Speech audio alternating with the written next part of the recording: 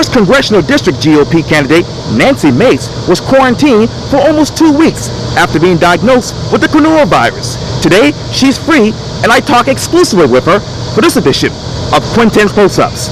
And if you haven't already, subscribe to my YouTube channel and like Quintin's Close-Ups on Facebook.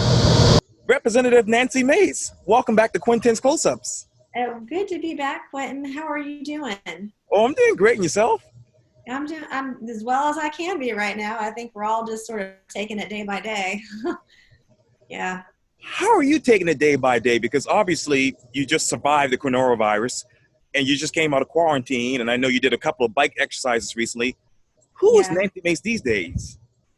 Nancy Mace is back at work, easing back into the campaign and everything. We were in quarantine for 2 solid weeks, and I was really glad to get back outside this week. And you love to run, right? You're a runner and exercise, so when you don't get to do something for a couple of weeks like that, when that's part of your routine and it makes you feel good, it was really good to feel healthy again, because I had several days where I didn't feel good when I was in quarantine and had COVID. And one of my worst days, I had that tight chest pain and struggled to catch my breath. And so, it's a serious illness. And I'm 42, and I'm generally healthy and active. I exercise and I eat healthy, and it still was not a fun thing to go through. And I, in fact, 3 o'clock every day, and then when I was the most sick, I couldn't get off the couch.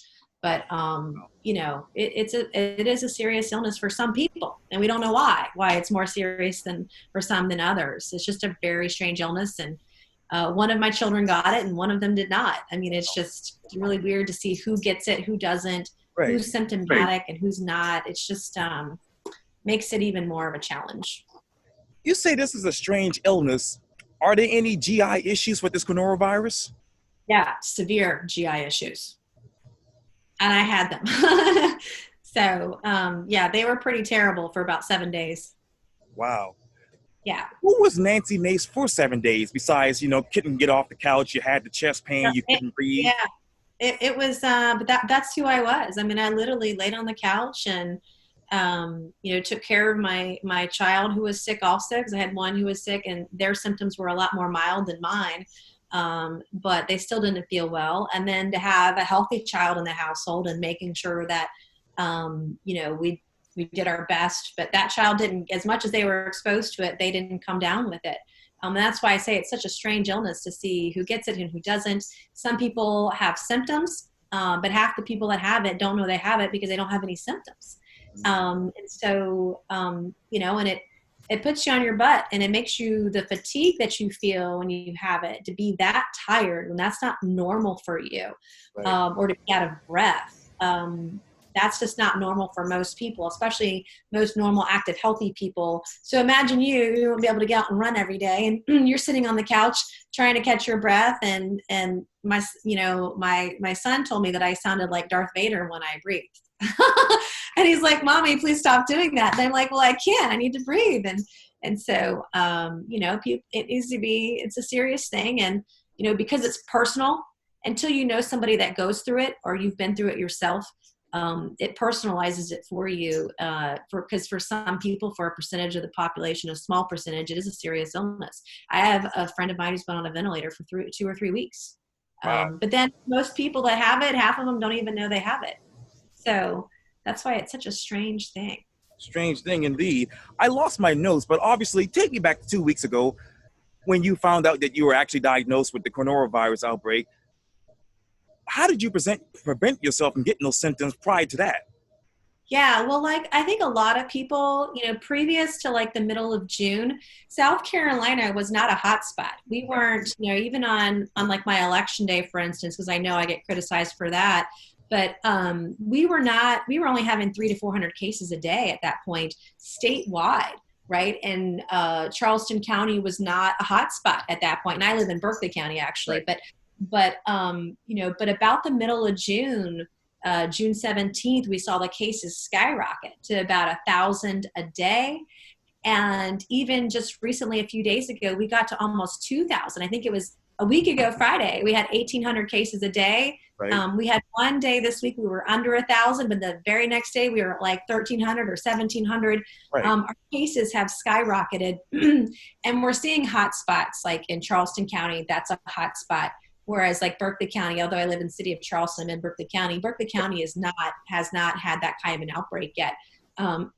Even when you compare to the neighboring counties. So like most people, I would wear my mask to the grocery store or to go shopping if you were in a place that you couldn't be distant from other folks.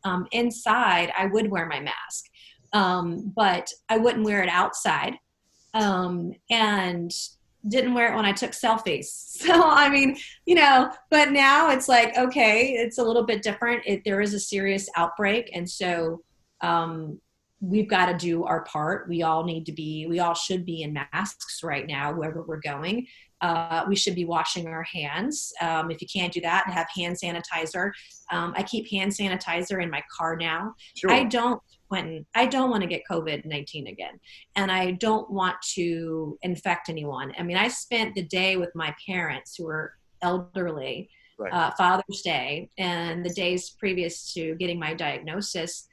And I didn't infect them. And I don't know what I would have done. I would have been crushed if I had infected my elderly parents with COVID-19. And so I think it's really important that we protect our vulnerable population, those who are over 60, those that have underlying health conditions. Those folks need to, be able to stay home and distance themselves from others, because half the people that have COVID-19 don't know that they have it because they don't have any symptoms. And most people aren't going to get tested if they don't have symptoms. So, but it's serious for some people. And I know even before you got the coronavirus, obviously diagnosis, you were pushing very heavily for testing. How aggressive will you go with that right now? Yeah, well, I'm still aggressive with it. And I was really, with the beginning of this thing, I was pushing testing, and especially more of the rapid tests. And that's one of the tests that I took when I got my diagnosis. And early on, those rapid tests were not as effective. But the rapid nasal swab test that I had told us within 10 minutes if I had it. And so a lot of the tests, like even earlier this week, I was trying to help some constituents get tested for COVID-19. And the complaint was everywhere they were calling, it was 3 to 7 days to get the results back. And that doesn't help us when there's an outbreak or there's a hot spot. We need to be able to have our laboratories have all the reagent that they need to do those tests, but to make sure we can get them back, sooner so that people can know if they have it. They need to know within 24 hours if they have it. And so that's something that I've pushed from the beginning, and I'm going to continue to push, because if you could have some type of a rapid test that's accurate, then people who are asymptomatic will have a much easier time, I would think, hopefully, to get tested and know if they are spreading something around. And so I've had a lot of people call me and text who've since been diagnosed with it. People that don't live here that I'm not interacting with or anything like that. No, I didn't give anybody COVID, but that have since gotten it. And many of those people just didn't have the symptoms because they were around people who tested positive. They went and got tested also, which is, something that's really important. We don't want to shame people. It's a very highly contagious disease. You could have it and not know it, or get it and be symptomatic and need support from your family, friends, and neighbors. So, but testing has got to be a big component to any plan that we have for our healthcare going forward. And that's something I've advocated for. Did you find your notes? No, I lost it, so I'm using this here on my Apple phone. Sorry. Yeah, I like that phone case, though. It's nice. Thank you. Yeah, got it off of eBay, by the way. Oh, that's fun. I love eBay. I love eBay. Yeah, I've been ordering a lot of stuff off of there lately. Yeah, no, I buy clothes off of there and shoes. Really? Oh yeah, of course. Even before all of this. Yeah, right. I like a deal. Yes, indeed. Exactly right. And I know that when you wrote about your diagnosis, you said this quote: "Today, my physician administered the Abbott SARS-CoV-2 RNA ID, now nasal swab rapid test, and I tested positive for coronavirus a few minutes later." How long did that test take, Nancy? 10 minutes. Wow. It's a 10-minute test. Wow. And so some of those tests, like this one, they have The rate for false positives is 0.02%. So we were pretty confident in the results, even though I wasn't symptomatic at the time. But then it has a higher rate of false negatives. So if like you're symptomatic and you take that test, you probably want a more accurate test because it has a higher rate of false negatives. But that test literally took 10 minutes to get the results back. Wow, amazing. Yeah. And I know Yeah. earlier you mentioned that obviously you were concerned about your two children, the rest of your team and volunteers, and all the Yeah. people who are basically family. Now, Yeah. let me ask you this question. It might be a little controversial. Yeah. How concerned were you when many people weren't wearing masks or social distancing at your victory party in Mount Pleasant? Oh, I wasn't. I don't think most people were back then. Back in the early part of June, we weren't having the spikes or the outbreak that we're having today. I mean, the cases we were having a day were between 250 and 400 cases a day statewide. And so there wasn't the kind of outbreak that we're seeing right now, the spike in cases. And so I think for a lot of us, we were not as concerned back then. But my victory party that night was outside. And I typically, back at the start of this, I'd wear my mask, but I would wear it inside, like to go to the grocery store, for instance, but not outside. And so now, because we've had this outbreak, we're seeing 1,000 to 2,000 cases a day. We're seeing hundreds of cases a day pop up in Charleston County, which is a hot spot right now for the state. Everybody is taking it more seriously, as they should. And even like when I'm outside, I wear it outside now too, except for when I'm working out. Having gone through COVID, I don't want to get it again. I don't want to be in quarantine for 2 weeks. I don't want to feel the way that I felt. I don't want to struggle to catch my breath. I don't want to go through that again.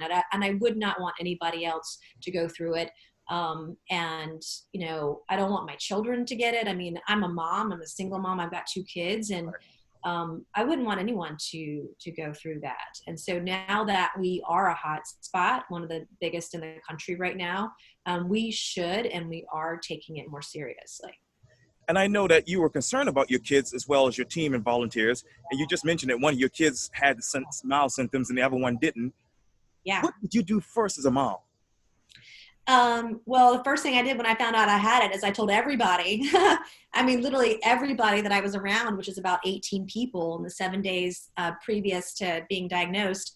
I personally called every person that I was around and to tell them that they might have been exposed to it, because we don't know at what juncture I was exposed to it or that I got it. We still don't know, because I was never notified of that. So the first thing I did as a mom was make sure everybody knew, and that I went and helped everybody get tested and cover their testing expenses if they wanted it. And so the mama bear instinct in me was to make sure everybody knew, and to make sure everybody went out and did the responsible thing and got tested. And through the grace of God, no one on my campaign staff tested positive. My parents were fine. My family, except for one of my children, we had one volunteer test positive, but I'm not sure I interacted with that person or not during those 7 days. But because they volunteered on the campaign, we had them tested anyway. Right. And so I would take caution over cavalier like any day of the week. And so I'm definitely a mama bear and want to protect people, including my family. And I'm just really grateful that I didn't give it to those who are most vulnerable, people like my parents. I would have been crushed. So. I know that obviously, like I just mentioned, one of your kids were actually had the symptoms. Diagnosed with it. We're diagnosed with it. Yeah. Yeah. But the other one didn't have it. It was so weird. It was so weird. Wow. What did you do first as a mom? When did you get the signs that something was wrong with my child? Well, they weren't symptomatic. They only got tested because I tested positive. So, but a couple days after I tested positive, I started getting symptoms. And then a couple days later, they started getting symptoms. And so, my child's symptoms were a stuffy nose and they felt tired. And so those were, had some chest pain too. They had some chest pain as well, and mild coughing, but it was very mild compared to what I had. But your instinct as a mom is to protect your babies. And that's what we did. We didn't leave the house for 2 weeks, and we played a lot of Jenga. We played card games. We played Parcheesi. We put puzzles together. Right. We had a lot of quality time as a family. So That is amazing.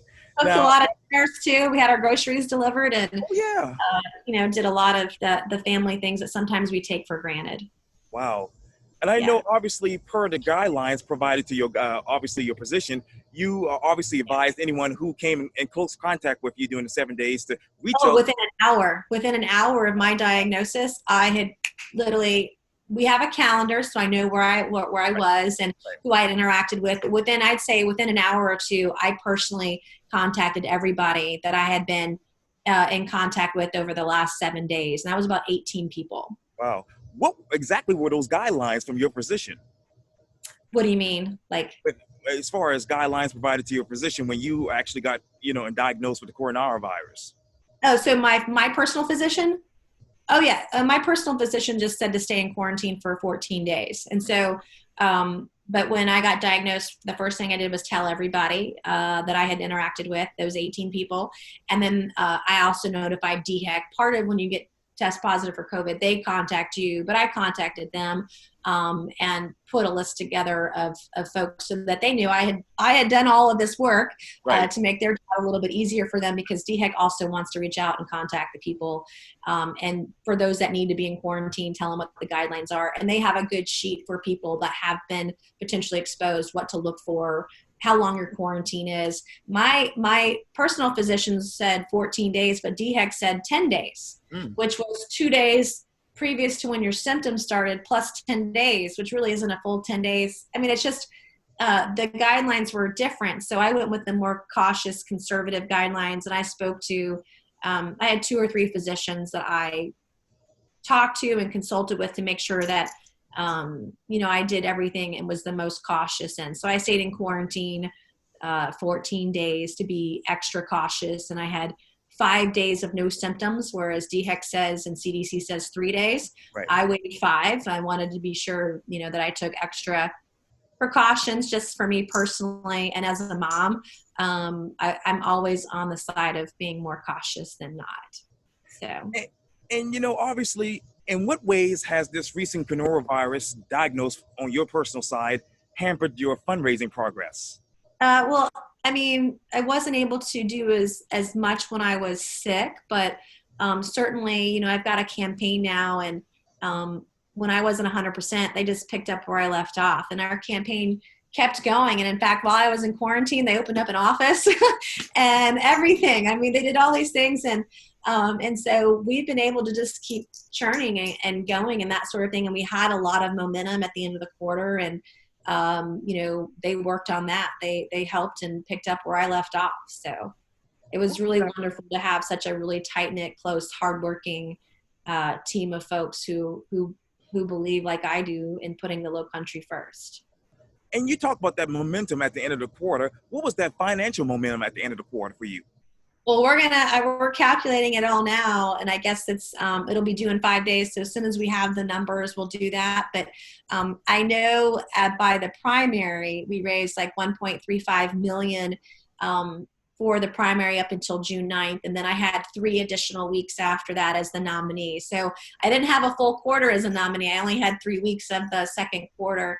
But we had a lot of momentum going into it. We won by 31 points in a 4-person race. And we had record turnout. We had 81,000 people turn out in the Republican primary.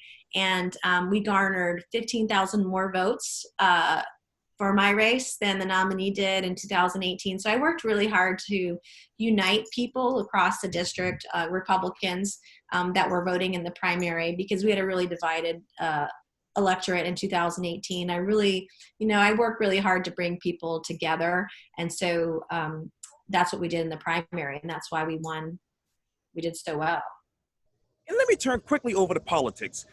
Joe Cunningham, the current representative for the 1st Congressional District, said on July 2nd, he said this quote on Twitter: "Last night, the House joined the Senate in passing an extension of the Paycheck Protection Program deadline.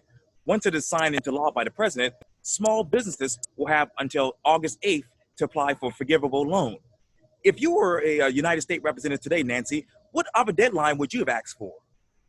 Yeah, I mean, this is the kind of the crux of it. There are a lot of issues with the program right now because the federal government rewarded folks that were not small businesses. They rewarded Ivy League schools. They rewarded big corporations that got bailouts there. And we left a lot of small businesses behind. The things that I would like to focus on if I were in Congress right now would really be on small businesses. And PPP is a part of that. But one of the things that we have going on right now is very similar to what happened after Hugo in 1989. We have businesses that have been really damaged and destroyed. And one of the things that the IRS did as a revenue procedure right after Hurricane Hugo, and it provided immediate relief for the small businesses that were hurting, would allow them to write off their costs or their losses to the disaster right away and not have to wait. So there are a lot of small businesses that are not going to get access to PPP. The banks won't loan them the money because the banks are making those decisions on who gets it and who doesn't. And a lot of times those banks are only going to lend to businesses they have clients with, or already have an existing relationship with. So those small businesses don't have a relationship with the banks that are doing PPP, can't get it, and will be turned away. And so one of the things that we can do right now that I've been pushing for, if Congress would give the guidance to the IRS, is to do a revenue procedure that while the stimulus will allow small businesses to write off their losses, they're not letting them write it off until next year in 2021 for their 2020 losses. I'm advocating for small businesses to write off those losses right now when they're filing their returns, July 15th or in October. It's not going to cost the taxpayer anything. Those losses are real and they are there, and they're going to be written off at any point, whether it's this year or next year. But this would really help those small businesses who do not get access to PPP. And it is something that is tangible that they can use now that would really help them keep their workers employed, and to be able to keep their businesses operating. Because not only is COVID-19 hurting our economy, but we've had rioting across the country that has also affected some of our business in some of the metropolitan areas, that has made recovering from COVID much more difficult too. And so we've really got to look out for policies that I think are pragmatic, that are that would be easy to do and would benefit those small businesses that can't get access to PPP. And that's where I would put my focus. And let me ask you this too. If you were in Congress today, what extension would you ask for people who may lose their unemployment benefits at the end of this month? Yeah, so in July, the unemployment benefits do run out. And so at the federal level, I believe it's $600 and change per week. And then they get a supplement from the state at $300 and change per week. One of the things that was happening during COVID is that some of our workers didn't want to go back to work because they were making more money on unemployment. And so what those benefits did for some industries was incentivize more unemployment as opposed to incentivizing people going back to work if the jobs were available. And some people opted to go back to work when they could, but we're having challenges right now because of the spikes in COVID-19, as we're seeing in South Carolina and Arizona and Texas and Florida and other places, is that there might need to be an extension for that. But at some point, we have got to incentivize getting back to work. We've got to be able to do it in a healthy and safe manner that reduces the spread of this very serious illness. But for those who are healthy, so for instance, I have antibodies now, and we don't know how long I would be immune for, but there are a lot of people that have already had this illness that would be healthy and able to go back to work. And then there are going to be people under the age of 40, particularly, who are much less affected and often don't have symptoms and are healthy and can and should go back to work. And so we've got to find a real balance between keeping ourselves healthy and safe, both from a healthy standpoint and safe community standpoint, but also being able to reopen our economy and continue with that so we can get people back to work who can work and are healthy to work. And last question, I know that Congressman Cunningham said on July 1st, quote, "There's very little that is more important to the future of our nation than fixing our ailing infrastructure."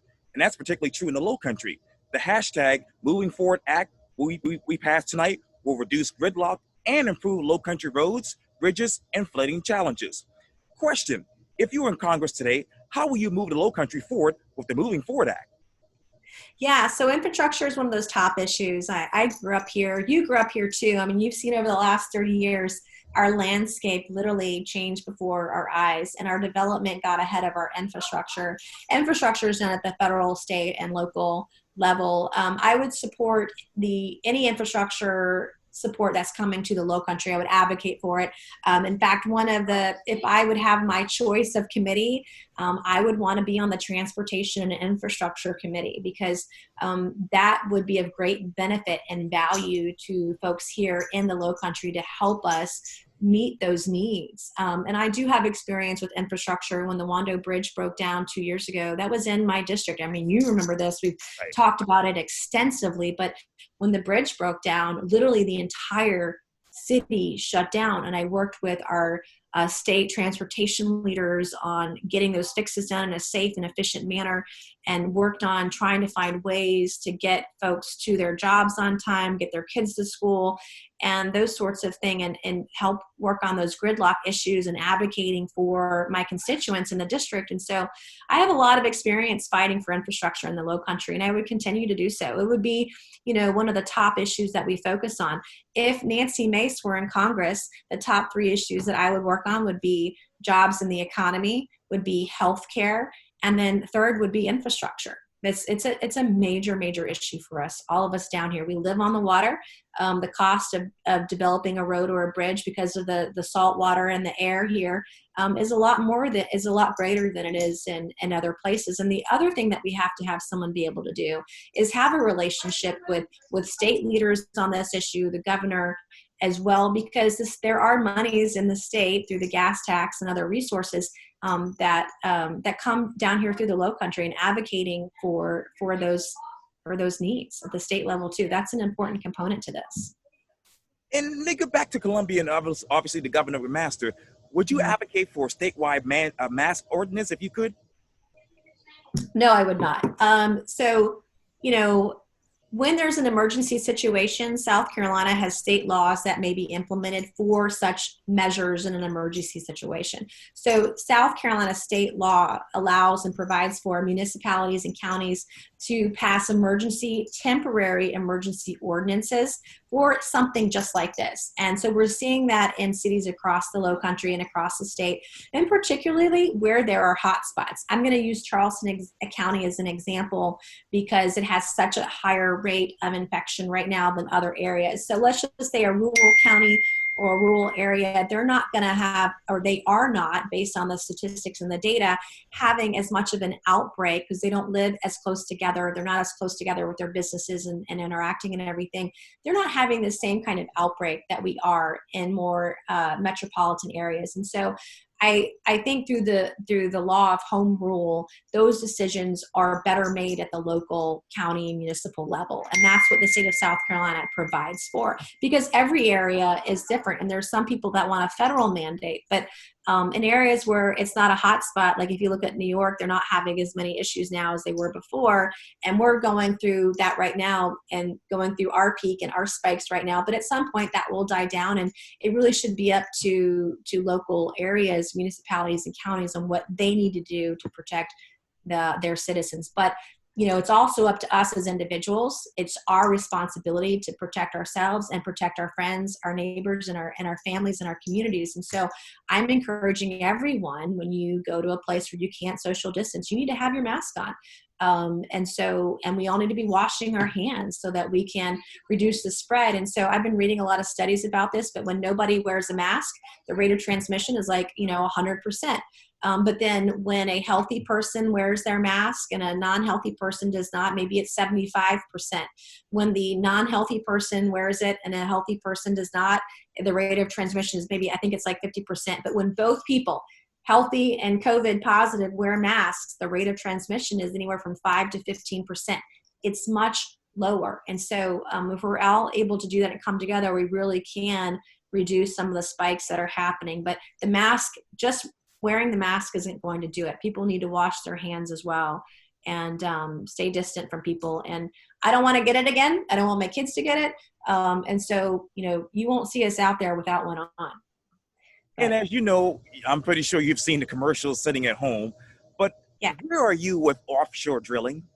Yeah, thank you for asking that question. I really appreciate it. So when I became the nominee, within 24 hours, one of the biggest super PACs supporting Congressman Cunningham started running negative ads on me on offshore drilling, and they're very deceitful and dishonest. And Congressman Cunningham has not denounced the negative campaign tactics that his biggest super PAC supporting him. They spent over $600,000 to get him elected and keep him elected. But I've never been for drilling off South Carolina's coast. I mean, nobody that lives here wants drilling across South Carolina's coast. And so, the very first bill I ever passed as a state lawmaker was against offshore drilling. The very first rally I ever spoke at as a state lawmaker was against offshore drilling. And I even remember in December of 2018, I took a lot of heat for this, but I stood shoulder to shoulder with Congressman Cunningham on the steps of the federal district courthouse in downtown Charleston when they filed the anti-seismic testing lawsuit. We stood shoulder to shoulder against seismic testing. And so we're going to disagree on a lot of issues, he and I, but offshore drilling just isn't one of them.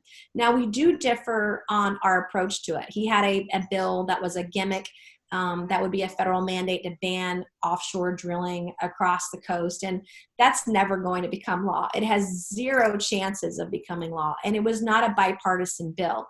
I've worked on bipartisan legislation. I've worked on legislation that's been signed into law that has every Republican and every Democrat on the board voting for it. So I know how to pass and how to do bipartisan legislation. And the approach that I believe on this issue should be one where we inject a level of federalism and allow states to make that decision. And so if we're able to do that and pass that legislation, that's the kind of legislation that, one, would be bipartisan, truly bipartisan, and two, would have a chance of passing both chambers of Congress. So you can't pass a bill out of the House and not the Senate and call it a law, which is effectively what he's trying to do. The bill will never become law because it's not bipartisan. It has no chances of passing. What I do also want to educate people on is that the state of South Carolina has effectively banned offshore drilling. It's a non-issue for South Carolina through the governor's leadership and through the leadership of Senator Chip Campson, through a budget provision process every year. We don't allow any state funds or government funds to fund inland infrastructure. And so that's done every year and effectively prohibits offshore drilling. And so it's really sort of like a red herring kind of issue. It's a wedge issue. I know it's what he's most known for, but it's not something that he's worked on where he's moved the ball forward. If we do it in a really bipartisan manner, truly independent bipartisan manner, that's when we can make our movement move it forward. I'm a conservationist. I've grown up here. Nobody in their right mind wants drilling off the coast of Charleston. I mean, that's just crazy talk. And those aren't my legs on the ad. Those aren't my oily feet. So it's just sort of, it's almost comical. It's so deceitful. So now, go ahead. But we're about to run out of time. Yes, ma'am. And I okay, want to ask one more question if I could. In that commercial, did you or your campaign accept any money from any companies or lobbyists? Well, yeah, I cash every check. So that comes to the campaign. I have over 7,000, 8,000 contributors. So I have no idea who many of those people are because I don't personally know them. So, this is a big race and a lot of money has to be raised to win it. And I'm working really hard to get as many folks to believe in our message. And I've been really clear from the get-go on every issue that I'm a fiscal conservative, that I care about jobs in the economy, that I care about healthcare, and I want to improve our healthcare system. I want us to successfully get through COVID-19 and protect ourselves and our business communities as well. And I also want to work on infrastructure. And the other thing I've been very upfront with is on offshore drilling. So anyone that donates to my campaign, if they look at our platform, will know that Nancy Mace 100% stands against it. So, yeah. Representative Nancy Mace, thank you so much for your time. And again, welcome back to Quintin's Close-Ups. Thank you so much, Quintin. Anytime. Love you, appreciate you, and stay safe out there, okay? Likewise. All right, thank you.